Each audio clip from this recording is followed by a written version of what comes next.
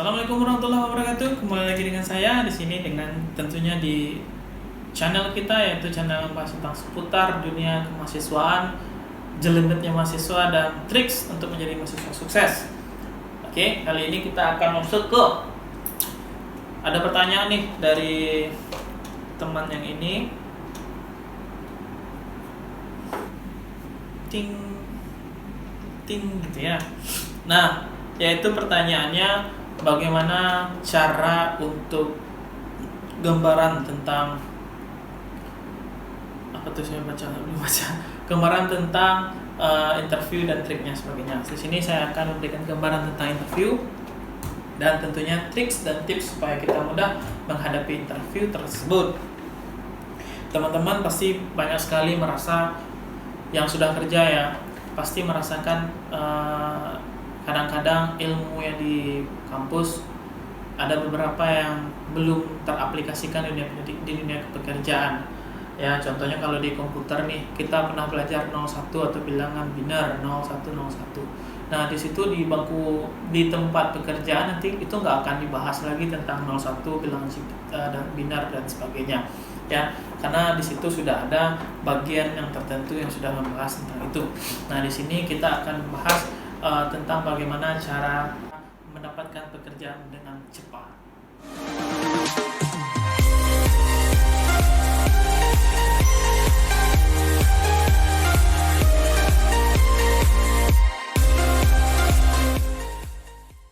Teman-teman semua, kita masuklah ke sisi isinya. Seperti biasa, setelah intro pasti ada isi. Nah, sekarang isinya adalah tips untuk interview. Sebelumnya yang pertama menanyakan tadi, teman yang menanyakan bagaimana tentang interview. Interview itu sebenarnya sama dengan kompre, yaitu kita cuma duduk, cuma bertanya-tanya. Cuman masalahnya yang pertanyaan itu menghasilkan sebuah perubahan dalam masa depan kita. Kalau lulus dapat duit dan sebagainya, pekerjaan, tentunya di masyarakat kita akan menjadi yang berbeda tentunya ya. Nah, di sini kita akan membahas suasana interview. Suasana interview itu gini, kalau di tukang interview, di situ tuh pasti dia interview itu nggak satu atau dua orang. Contohnya ada di job street atau job fair dan sebagainya, kan ada tuh pekan untuk mendapatkan pekerjaan paling cepat. Nah, di situ pasti banyak sekali orang yang melamar pekerjaan ya. Pasti rata-ratanya ya biasa aja. Sama tuh seperti mahasiswa biasa kan banyak. Mahasiswa yang datang ke kampus belajar terus pulang kan rame ya, seperti itu. Nah, sama dengan interview juga seperti itu. Dia kan banyak sekali orang yang datang, kemudian tidak mempunyai visi dan misi, kejelasan mau apa dan sebagainya, kemudian selesai.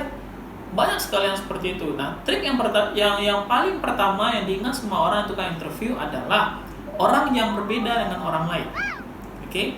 Orang yang berbeda dengan orang lain itu yang paling diingat. Ya. Kalau ikan di dalam kolam nih, saya ibaratkan, kalau kolam itu semuanya ikan lele atau ikan nila warnanya hitam, masukin deh saudara satu ikan emas di situ. Suruh orang lain lihat yang mana yang paling diingat. Pasti ikan emas. Nah, kalau ikan emas itu beranak, anaknya juga akan dihitung. Nah, begitulah perbedaan yang harus kita bikin supaya si itu kan interview itu merasakan kita ini adalah orang yang berbeda dari sebanyak itu orang. Oke, trik yang pertama, kita masuk trik yang pertama. Trik yang pertama adalah penampilan. Ya, saudara kalau mau cari kerja, tolong penampilannya benar-benar mau cari kerja.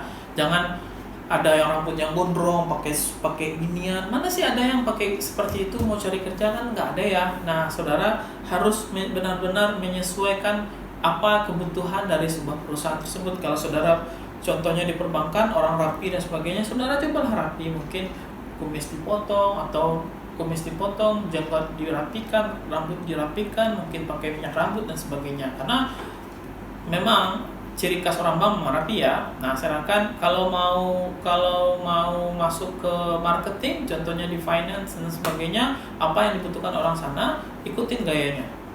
Jadi penampilan benar-benar harus mau masuk kerja. Dulu pernah saya berpengalaman, orang mau cari kerja tapi dia wawancara pakai baju kaos. Kira-kira terima nggak?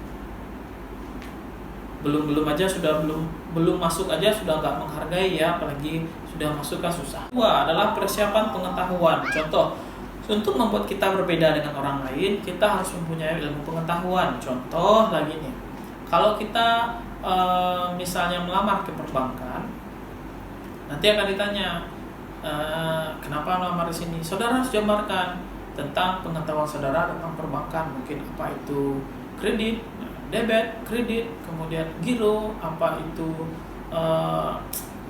clearing, mungkin apa itu RTGS dan sebagainya, apa perbedaan consumer, kemudian UKM dan sebagainya. Tolong dibedakan. Jadi kalau saudara sudah tahu, orang lain akan merasa, wah ini enak nih, tinggal dipoles sedikit jadi. Nah, jadi setidaknya kita harus tahu dulu pengetahuannya apa ya.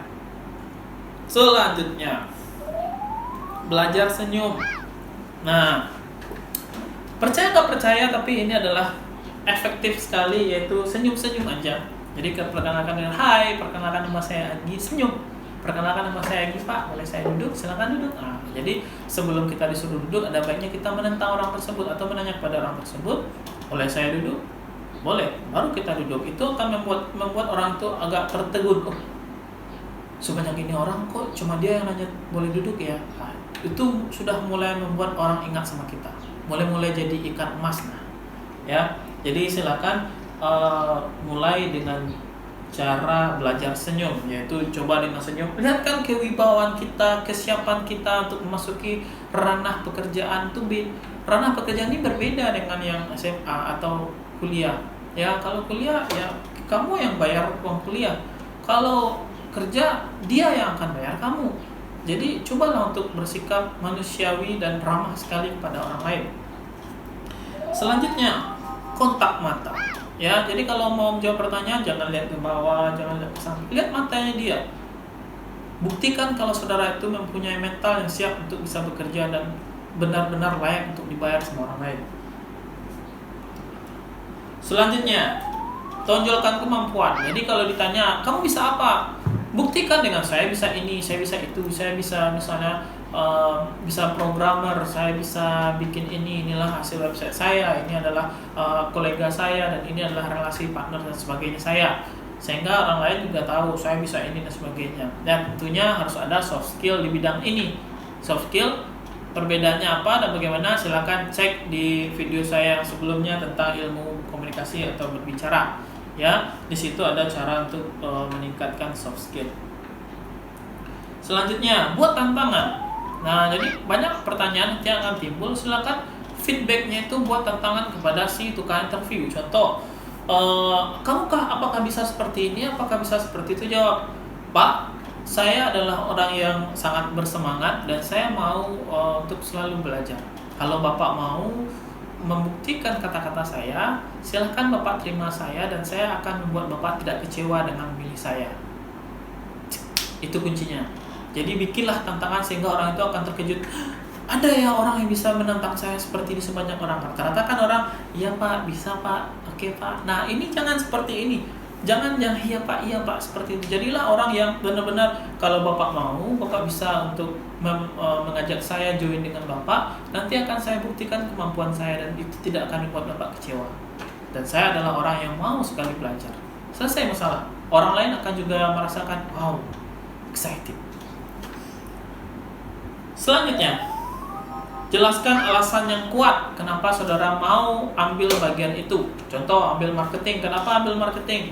Alasan yang kuatnya apa? Pertama, saya suka ngomong dengan orang. Saya orangnya komunikator. Kemudian saya suka ngomong dengan orang. Saya suka bertemu dengan orang lain dan menurut saya sangat suka sekali tantangan di lapangan dan saya kurang suka bekerja mungkin di belakang layar komputer dan sebagainya. Jelaskan kenapa kemampuan. Jangan pernah jelaskan ke dia, saya tertarik dengan perusahaan Bapak gara-gara gajinya gede atau cari-cari peluang atau cari-cari pengalaman. Jangan pernah bilang seperti itu karena saudara membuat orang lain merasa main-main sama saudara. Ya, atau orang lain bisa merasakan saudara itu cuma main-main, belum siap untuk benar-benar profesional di bidang satu bidang. Jadi tolong jangan pernah bilang kalau saudara teman-teman cuma cari pengalaman atau karena gaji gede. Jangan. Resikonya tinggi. Oke, selanjutnya Ada beberapa pertanyaan nih dari yang akan kita bahas. Ada beberapa pertanyaan dari biasanya akan keluar, dan itu adalah beberapa yang jebakan juga. Yang pertama adalah coba gambarkan diri Anda. Nah, coba gambarkan diri ini bukan berarti saudara menjabarkan saya SD-nya di sini, saya SMP di sini, kemudian saya SMA di sini, kuliah di sini. Enggak. Jelaskan tentang diri itu adalah saya ini adalah orang yang, contoh seperti ini, saya ini adalah orang yang bersemangat, Pak. Contoh yang bersemangat adalah saya mendapatkan kuliah saya tepat pada waktunya dengan IP mungkin seperti ini, tapi saya sangat semangat sekali, dan saya adalah orang yang bekerja keras. Ya, saya orang pekerja keras, dan ini gambarkan karakter saudara ke dia. Nah, kita percepat ya. Setelah itu apa yang diketahui tentang perusahaan ini? Ini adalah pertanyaan yang menjebak lagi. Silakan saudara jelaskan tentang pengetahuan tentang perusahaan ini. Jelaskan tentang visi dan misinya perusahaan ini apa saja, kemudian prestasinya perusahaannya apa saja. Bagaimana ya? Olahlah perusahaan ini, atau coba saudara untuk membuat orang lain itu terkesima dengan kata-kata saudara. Mungkin seperti kita merayu cewek, kamu cantik, kamu manis, kamu ini, kamu baik, kamu berpribadian ini dan sebagainya.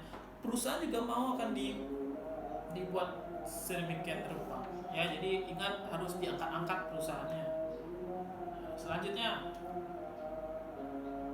mengapa tertarik gabung di perusahaan ini? Nah, ini adalah pertanyaan jebakan juga. Kita sudah mengangkat-angkat perusahaannya tadi di pertanyaan sebelumnya.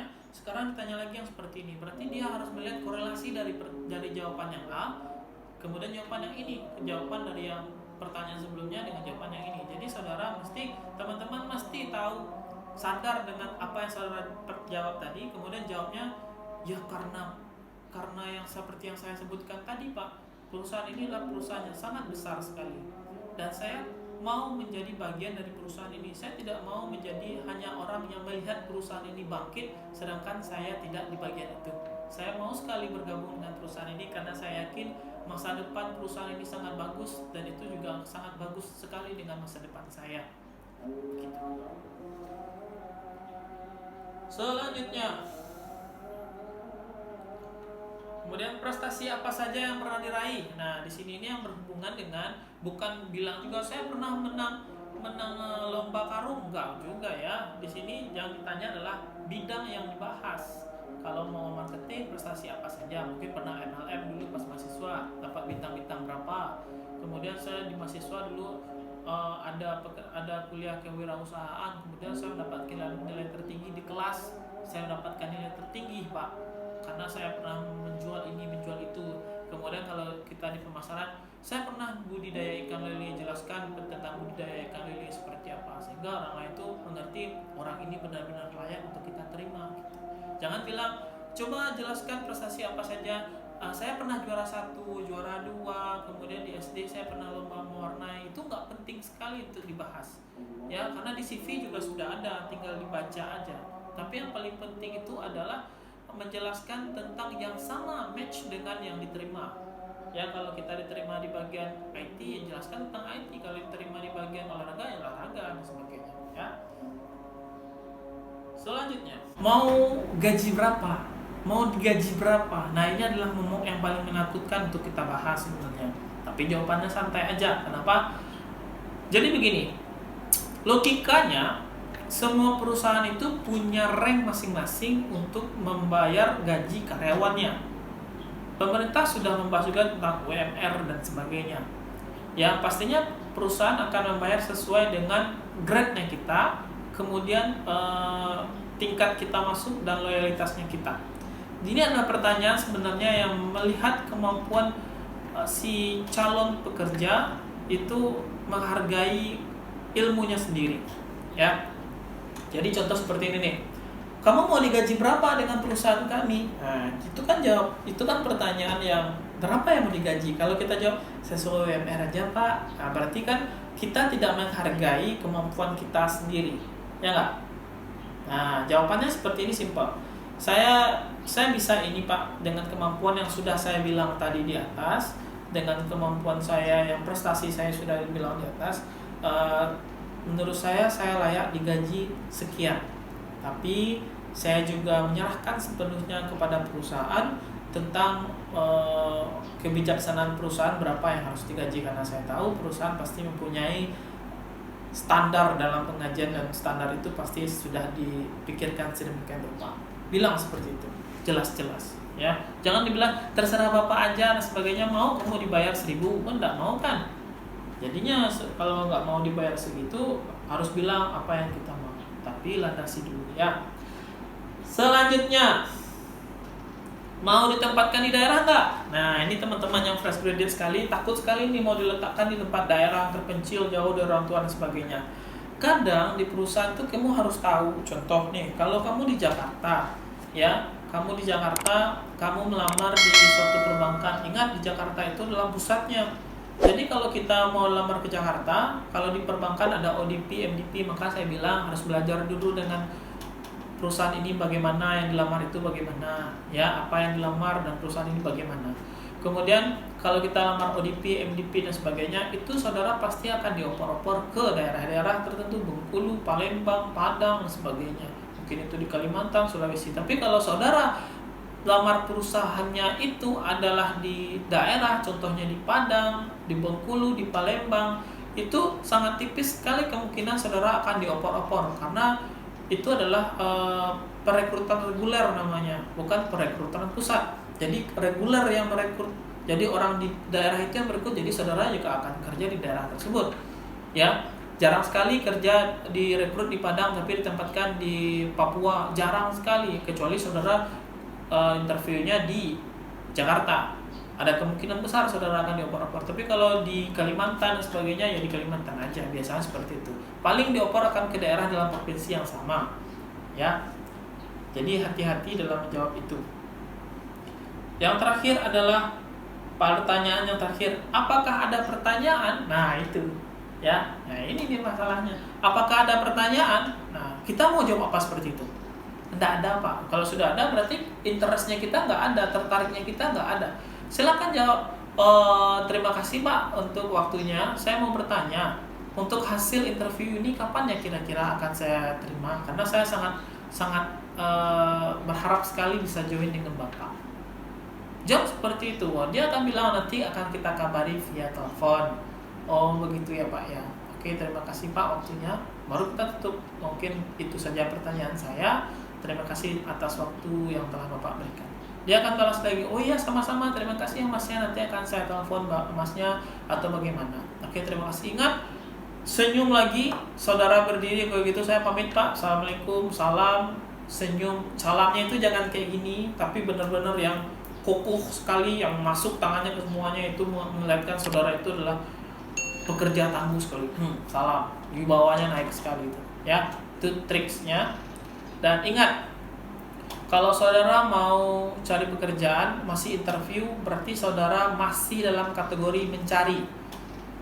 Ya, kalau mencari itu orang mau mengambil atau enggak ya bebas, itu tergantung orang lain, tergantung si perusahaan. Tapi ingat, jadi selama saudara interview, lebih baik saudara mengikuti peraturannya dari dia. Tapi kalau saudara sudah mendapatkan kontrak dari dia, contoh nih, oh ini kontrak, silakan kamu baca dulu ya, ini kontraknya, baru dibaca. Nah di sini sifatnya orang lain itu yang meminta kamu, perusahaan yang minta kamu, sudah mengajukan permohonan ke kamu, kamunya baru cek berapa gajinya, berapa tunjangannya, berapa jatah liburnya, kemudian ada asuransi kesehatannya atau tidak, kemudian transport dan sebagainya.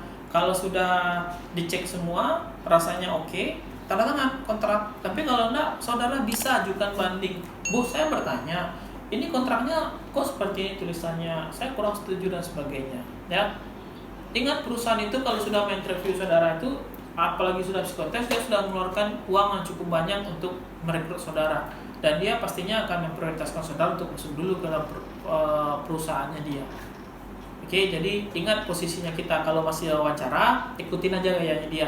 Tapi kalau sudah kontrak diberikan ke kita, baru kita boleh mengeluarkan gayanya kita. Oke, semoga ini bermanfaat. Silahkan subscribe. Semoga ini bisa menjawab juga pertanyaan teman-teman. Assalamualaikum. Saya lagi. Assalamualaikum warahmatullahi wabarakatuh. Dadah.